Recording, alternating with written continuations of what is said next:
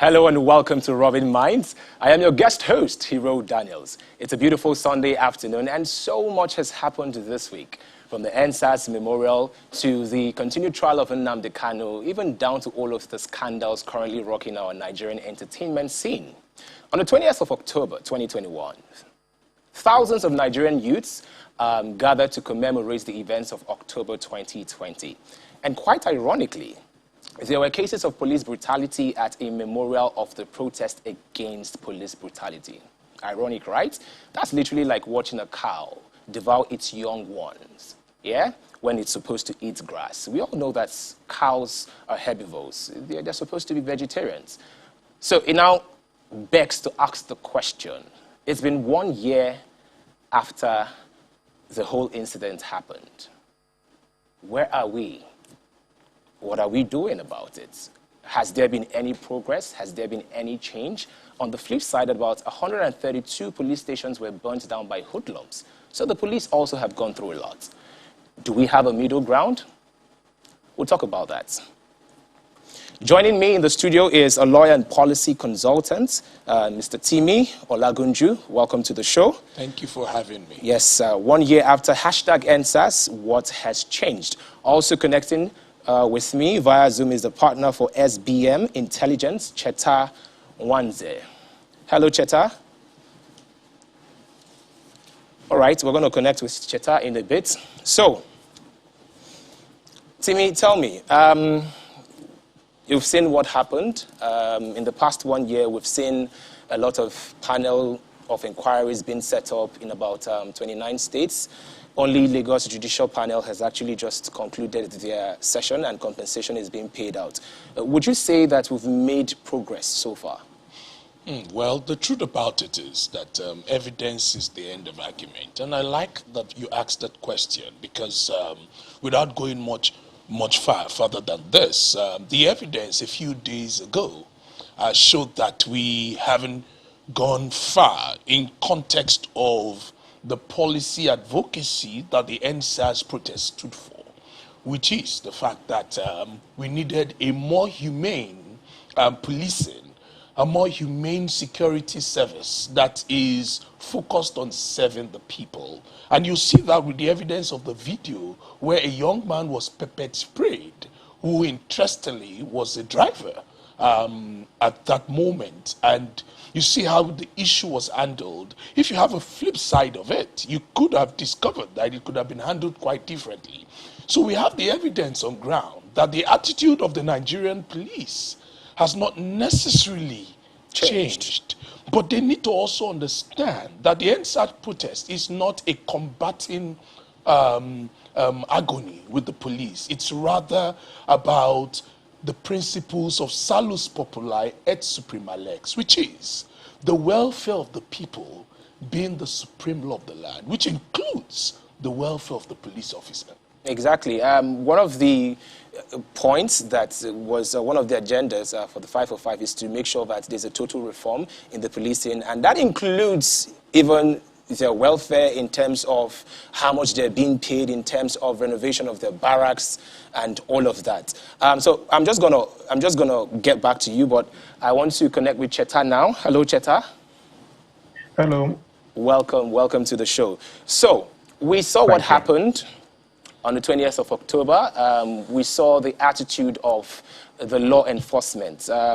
Now, I have spoken with a couple of these security people, and one of their grievances is the fact that hoodlums, and I'm paraphrasing because the ENDSARS protesters made it very clear that they should separate the hoodlums from the protesters, okay? So one of the agitations of the security agencies is the fact that over 132 police stations were burnt down. So do you think that the police force have sort of gotten over, because they still see this as a fight between the Nigerian youth and the police force. Do you think that they've understood that we're all fighting for the same cause? Clearly, the Nigeria's police force does not understand their role, which is meant to be serving the people of Nigeria. If they understood it, then you would have, it's a very different conversation that we'll be having. I think it's rather and depressingly ironic when they say, oh, hoodlums attack the police, when there's clear evidence that's pictorial and videographic that these hoodlums were conveyed in government locomotion.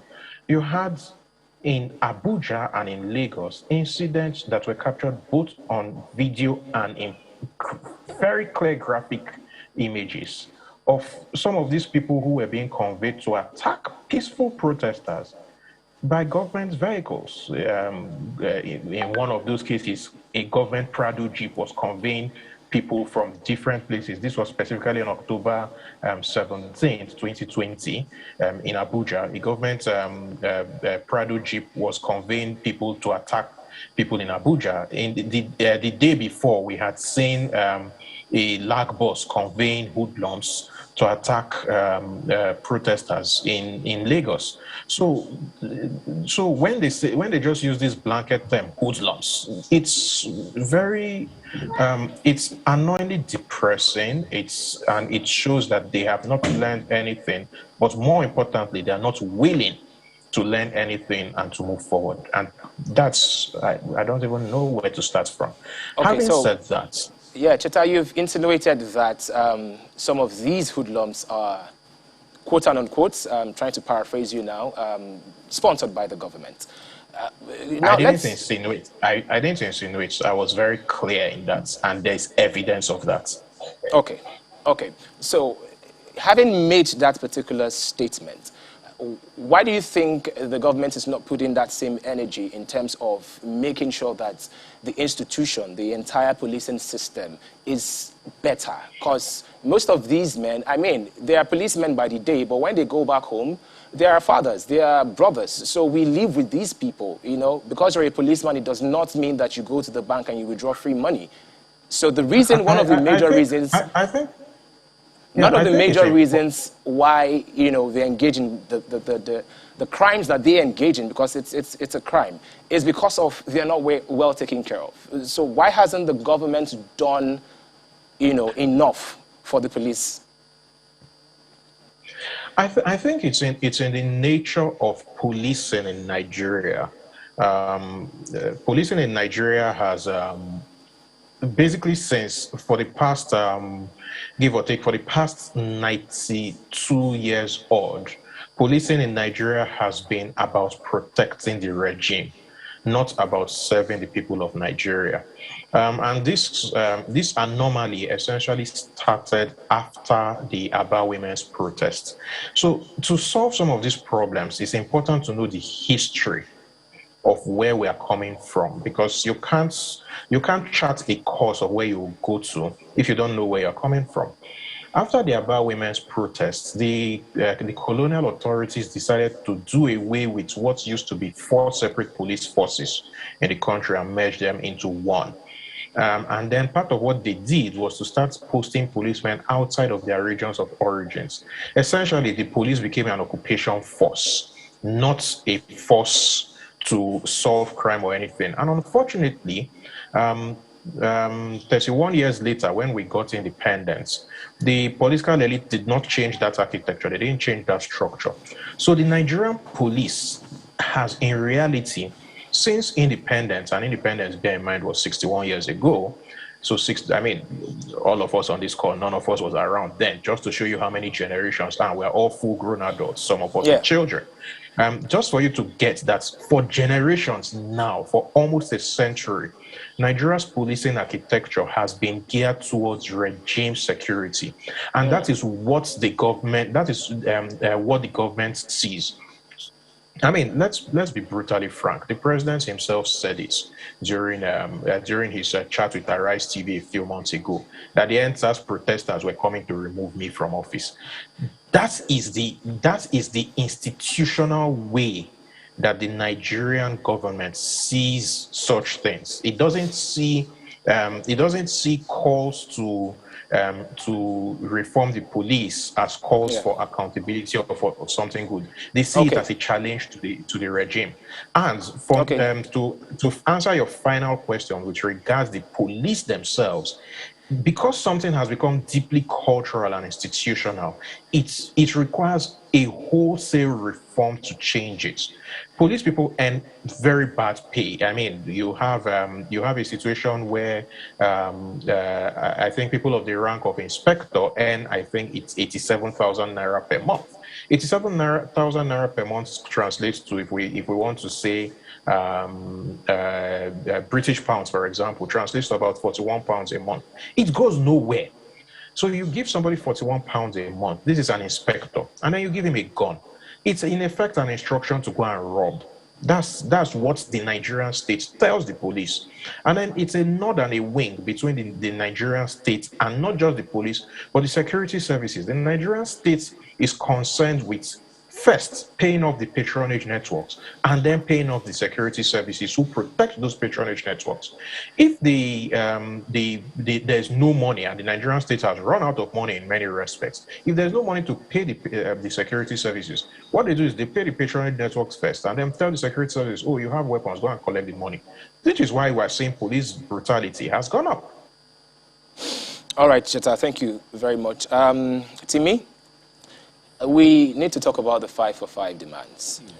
How many of those demands have the government met, rather? Well, interestingly, none. Because Zero.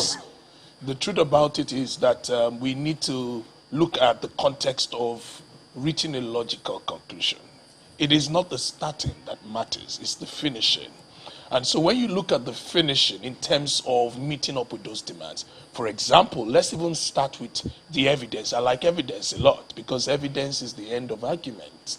Now, when you look at the evidence of the entire framework of the judicial panel that was set up, for example, in Lagos, how far has the whole report, an whole effort of that panel brought about justice? Not justice in paper, but justice that is done and evidently seen to be done. And in fact, you see, in the law parlance, we say justice delayed is justice denied. And you see, to a large extent, how far in terms of even the Lekki massacre, when the government comes from a perspective that, nothing really happened based on assumption. An assumption is the basest form of knowledge. And it's quite, an issue in that context. Okay, so yes. Now, Amnesty International still insists that there were lives lost, but the Minister of Information is saying that no lives were lost. What do you make of that? Well, the truth about it is that the Minister of Information take out time to go forward towards finding out inquiry of what the panel report is saying. So you're saying there's a disparity? Precisely. It is not just a disparity. It is just that the Minister of Information is leaving his first name. Okay. Moving on. Lagos just concluded this, and we have very substantial evidence that they're already doling out compensations, in as much as no matter the amount of money that the government pays, it will not amount to the value of one life. So at this point in time, I just want us to just look at the whole situation. Do you think there's a level of closure for the people that have been involved? Because I think they treated quite a number of cases. And for the families of those that have been compensated, do you think there's a level of closure? Is there any tiny little progress? How can there be closure when the government institution represented by Alhaji Lai Mohammed, the Minister of Information, is saying that they do not agree with reports that say that people were killed? That is where the closure starts from.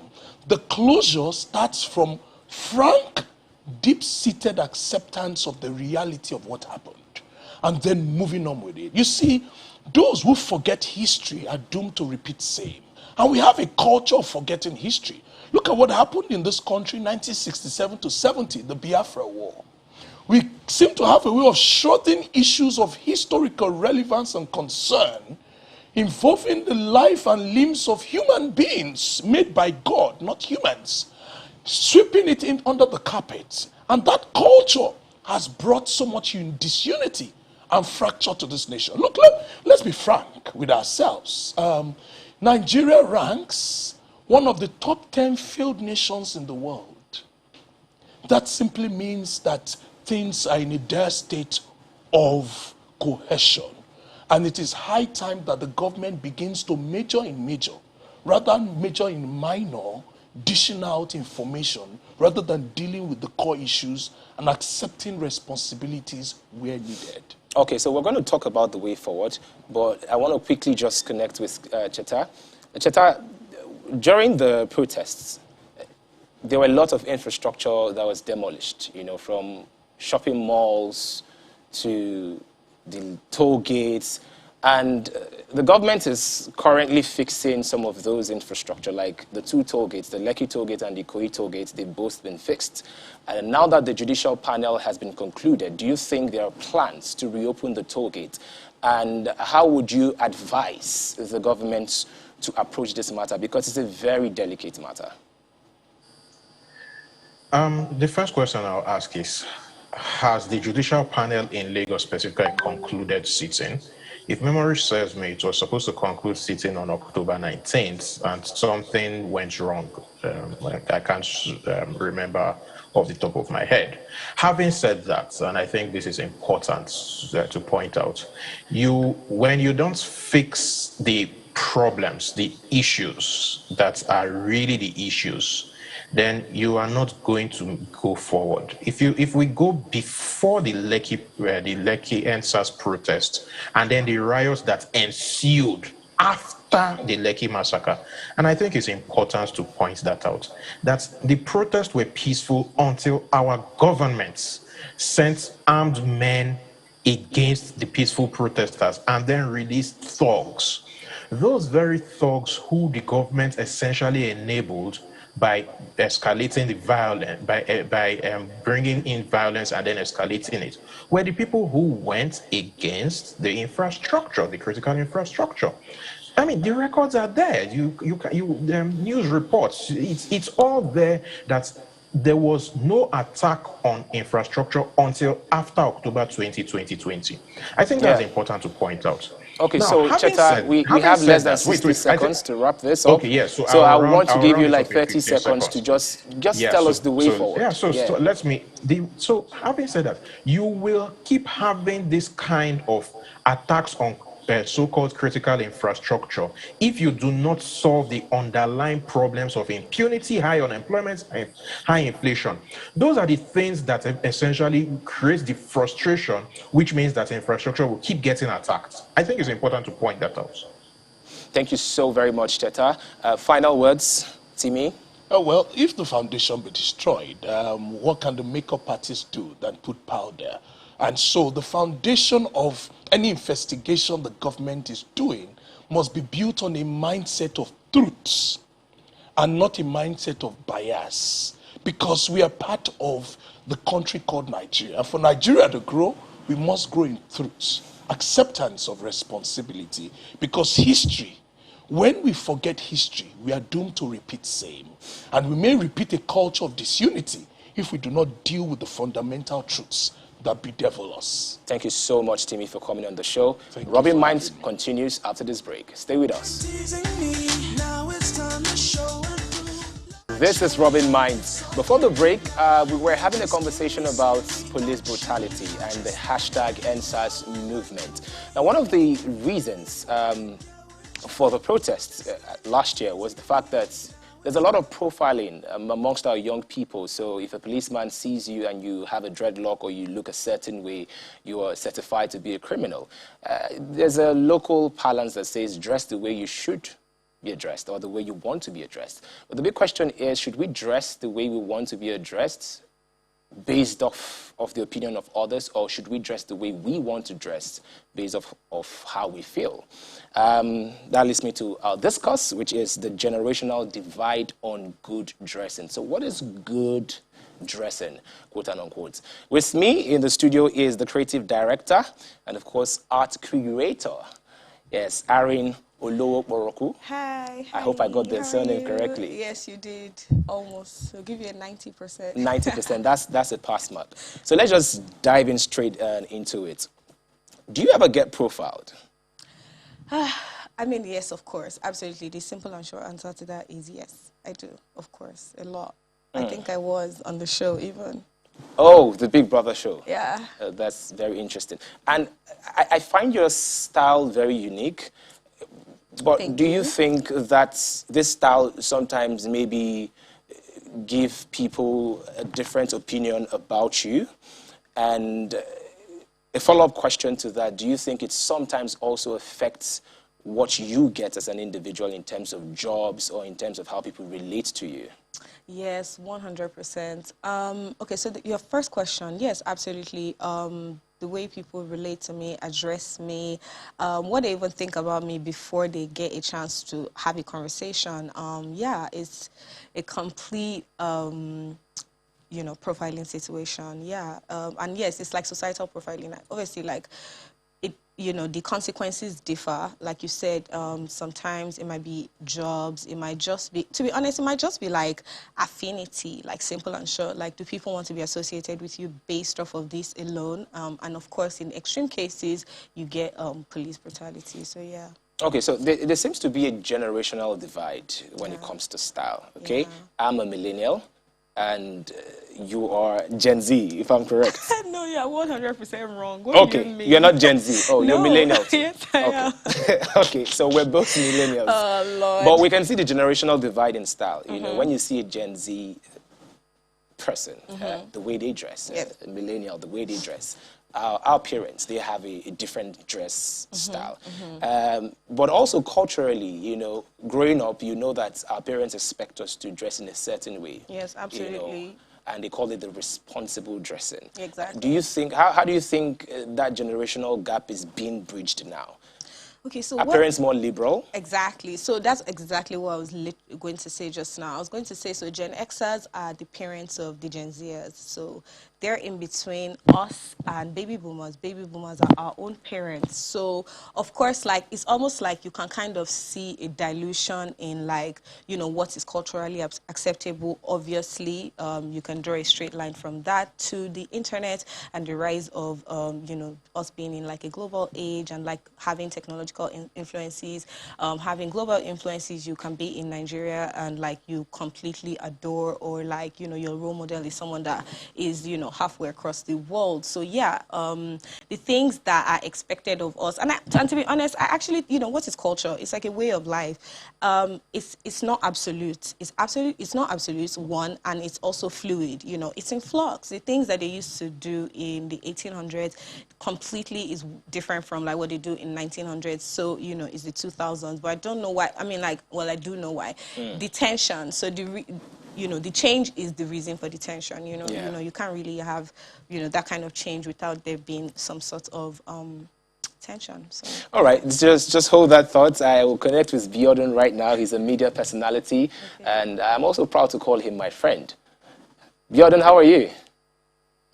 I am doing fantastic, Hero. So good to see you again, buddy. First of all, I'm very angry with you, but we'll have to sort that off air. Congratulations on getting married. You have left some of us. How does it feel to be a married man?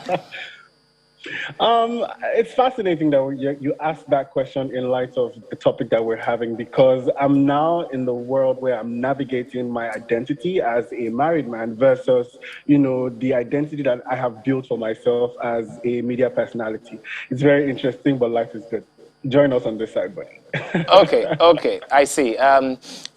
So can you tell us the disparity? Do you still dress the same way? Because we all know you're a slay king, quote and unquote. Now that you're a married man, is there a certain way married people have to dress? So I think that when it comes to the idea of dressing, I think that the fundamental thing is presentation. How do I want to represent in the society? Because we have to remember that dressing itself is communication. It summarizes who I am, my background, my upbringing, my faith, my beliefs, the industry that I exist in. Right now, I feel like the space that the conflict exists is I acknowledging the fact that I'm not just dressing for me, I'm now dressing for two people. So there's a version of, oh, how does Gordon appear? And then how does my wife's husband appear? And the conversations that are going to be happening around that. I feel like it's like Irene said, it's in flux. And the objective there is to just always find a balance that keeps me happy. Okay, speaking about balance, Irene, I just want to paint a scenario.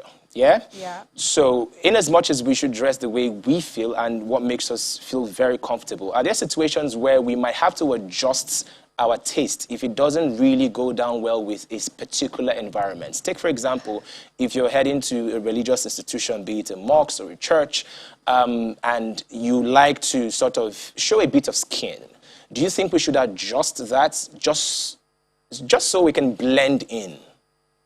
You know what? I actually think that that question is very packed, and it has a lot to do with, obviously, like individual discretion.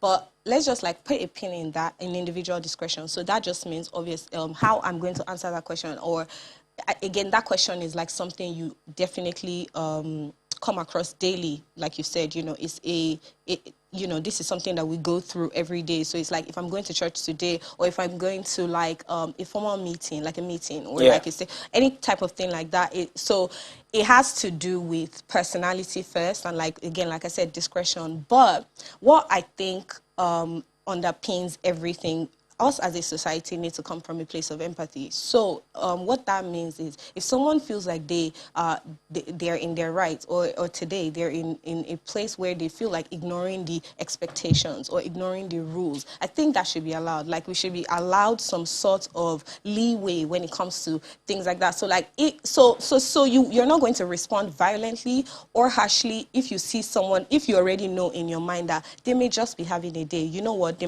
might just decide to do it like this however they want. Because how I think about it is, of course we apply rules even when we think we're like open-minded or progressive, or we don't want like cultural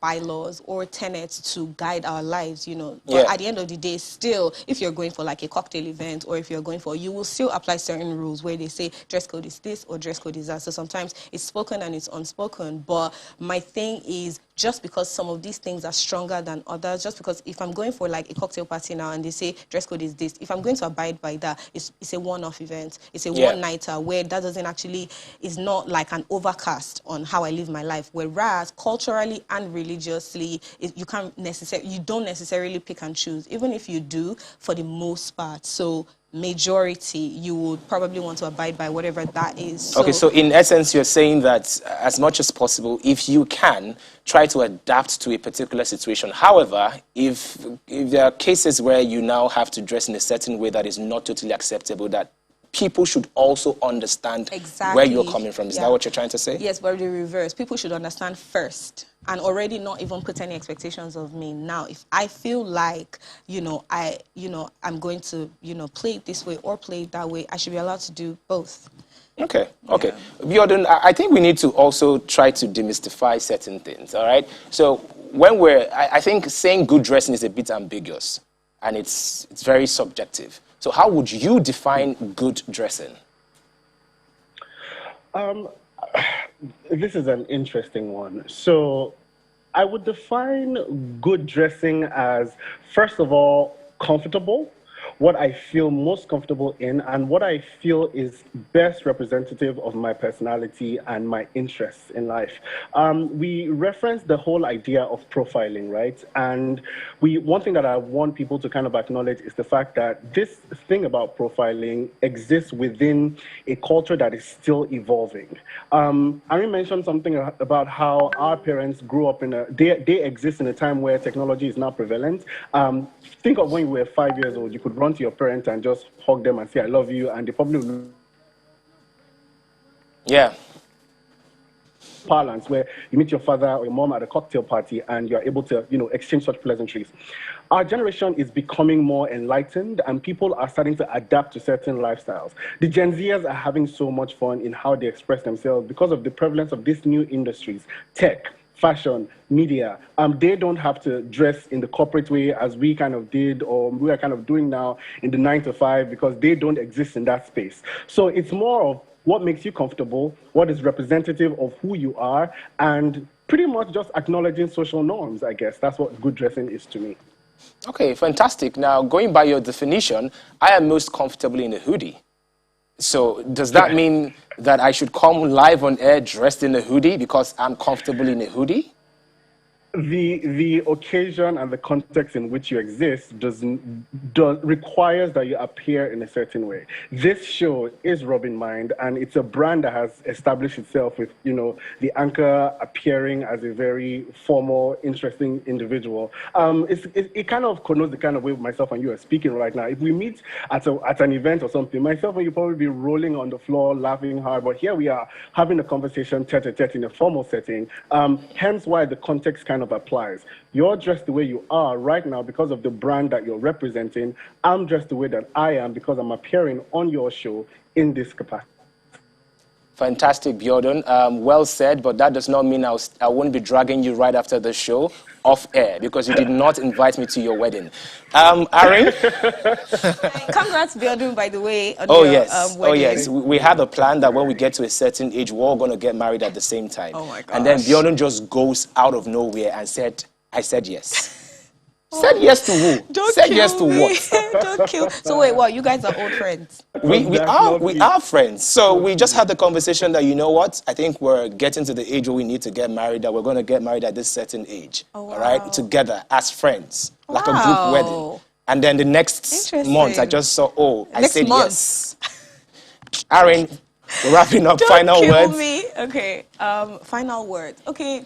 So I think that in order to avoid dire consequences when we judge people by how they appear or we feel like people don't have the right to be unorthodox or unconventional where they can actually express themselves, how they feel, not by your definition of it, we kind of create a violent atmosphere, I think, or like violence adjacent at the very least, like a controlling atmosphere where people can't, express. And, if you can't express, you're basically dead inside. So I like that. If you can't express, you're basically dead inside.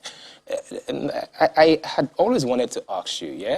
Where do you find your inner strength to go against this societal profiling, to go against what the world throws at you? Because talking about the show, while you were on the show, we saw a lot of memes, we saw a lot of jokes. In fact, now that you're comfortable, there's one particular joke that said because of all of your rings, if you ever go close to a magnet, you're going to... Oh, Lord. So how do you take care of the trolls online? You know what? I'm not even going to say it doesn't affect me because obviously some of the things that trolls tell you are things that your inner imposter also tells you. So you're inclined to believe it, even if it's for a short period. But what I will say is I think I am so self-absorbed and I think I exalt my creative capacity so much that it has actually never occurred to me to play by the rules. Like I've literally always created my own path and done it, like, regardless of, just because I think I'm that stubborn or very deliberately, like, daring, like, will only do it if I want to because, my peace means so much to me. Like, I spend so much time in my own mind that I need to be okay with myself first. So, yeah. All right. Thank you so very much for coming. Biodun, we're really out of time. I would have loved to take your final words. Or maybe this is just me being very, very dramatic and not allowing you to say any other thing on the show. But thank you so much for coming.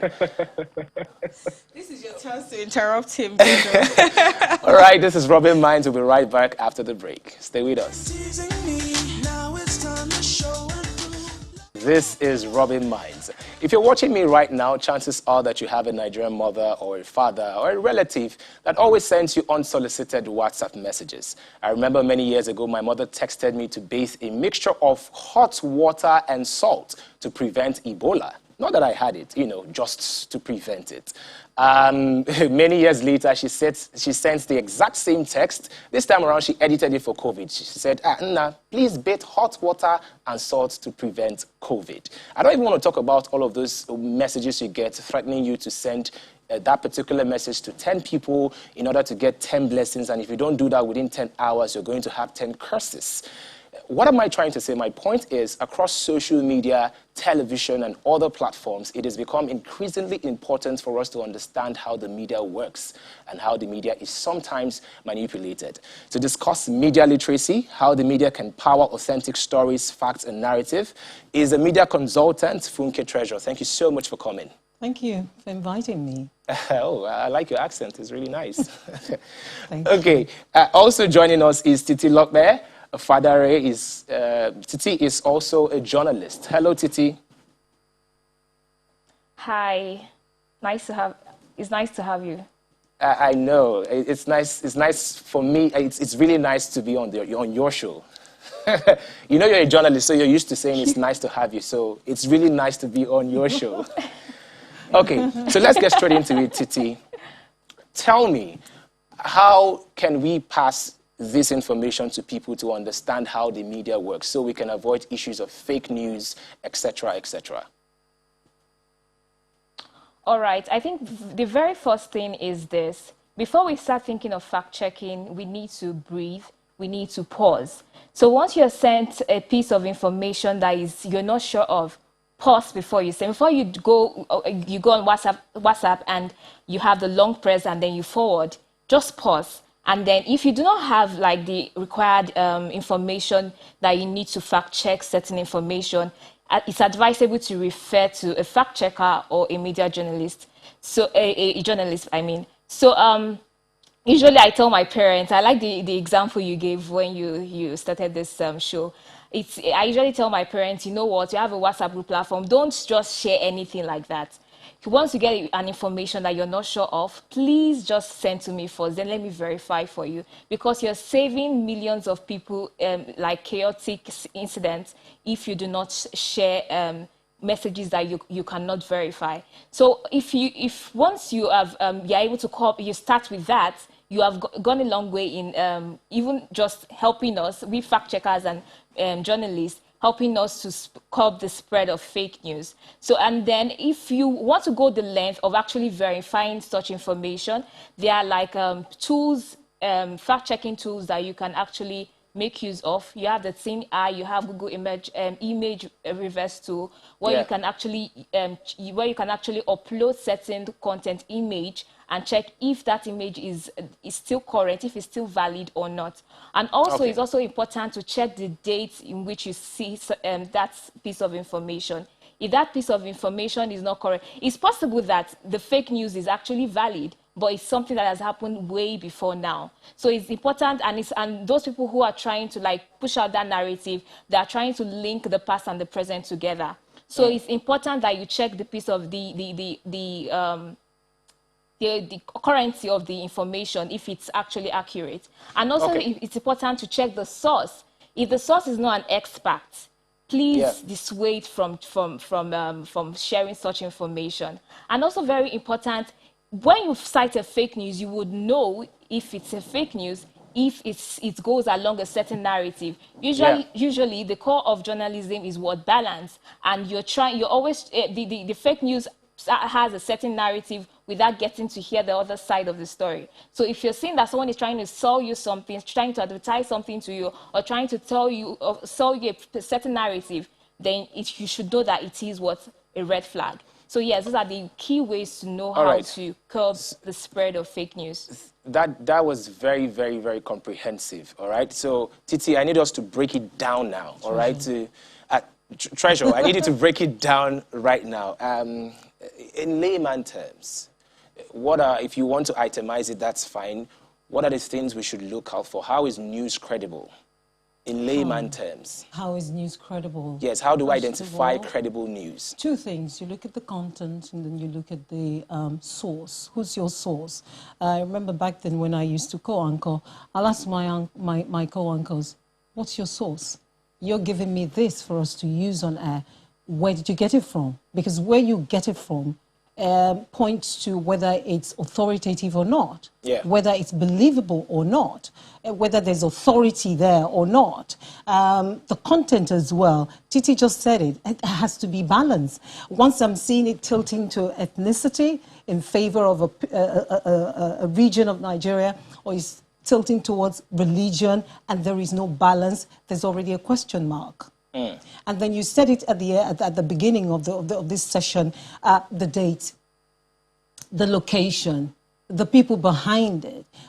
You can't bring something from 3 years back and start to share and distribute, and then think you have, and then you see forwarded many times. That was an update on WhatsApp, because of they were trying to combat fake news. So they just want to indicate that this message you're getting is from another source. Exactly. So once you see forwarded many times, you pause, as Titi Lokwe said, you pause and take a look again and ask yourself, who is the most credible person within the sector, within this narrative that I can connect with to verify the news?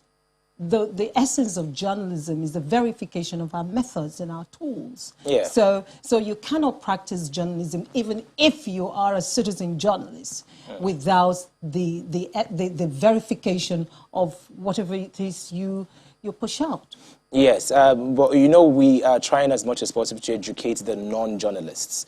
We live in a world where news is so decentralized. People are more likely to get their news off social media first before tuning into a TV channel to get their news. So for such people like that, you know, things happen really fast. They might not necessarily go through all of these processes. So for my mother, for instance, what would you tell my mother to do when she gets the news on her WhatsApp, when she gets the news on her Twitter or whatever social platform she's using currently?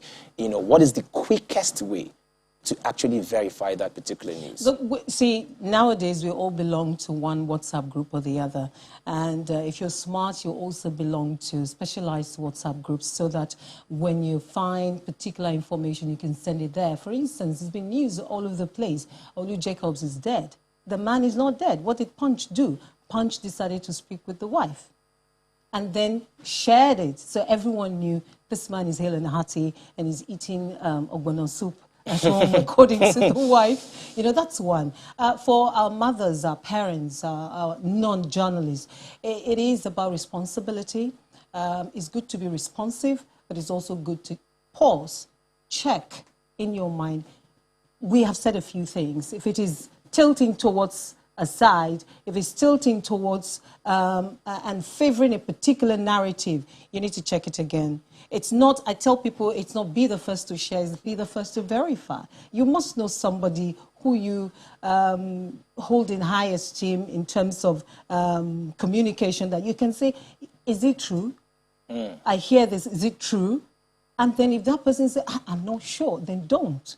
There's been this campaign about social media, about WhatsApp, about, you know, these media platforms that we use, social media platforms that we use, that you don't share what you're not sure of. You don't share what you're not sure of. Do not. If in doubt, don't. Leave out. That's what we say in the newsroom. For the people listening to us, laymen who are not in journalism, it's don't even try, don't share it. Because you'll be heating up the polity. You'll be adding to the crisis in the nation at the moment in terms of security. There's a lot of distrust out there. So, Titi, sometimes we come from a particular region. So, Madam Treasurer just said that you should try as much as possible to separate yourself and don't move with the crowd. But sometimes it's hard. You know, if you have a particular sentiment and then there's a news that is in line with that particular sentiment. Take, for example, if I like ogbono soup and then I see that they're spreading the news that ogbono soup that they're selling in a particular area or region is fake. Because I love ogbono soup, I'm just going to automatically believe it. So at that point in time, how do I separate myself, you know, from what I love, you know, what is peculiar to me or peculiar to my region or peculiar to my tribe or my religion? How do I separate myself and fact check? So what's the mental process? Okay, so once you're faced with that situation, usually the core of journalism is that you have to remove yourself from this situation because the truth is more important. You need to spread, you need people to know what is factual. So you either have to consult with an expert, a health expert, sorry, or someone who you know is very conversant in the field. So it's important. It's understandable that we're humans and we operate based on our biases. We operate based on our sentiments. But when it comes to your job, this is your job. You have to be professional. So, and you cannot dish out false information because you have a certain bias for ogbono soup. So it's very important that if it has to do with the health of human beings, or it has to do with an ideology that might affect a certain people, it's advisable to get information from a valid source. So it's not just about you saying that, okay, this is how I feel and I want to project it on people, but it's important that you spread the right information.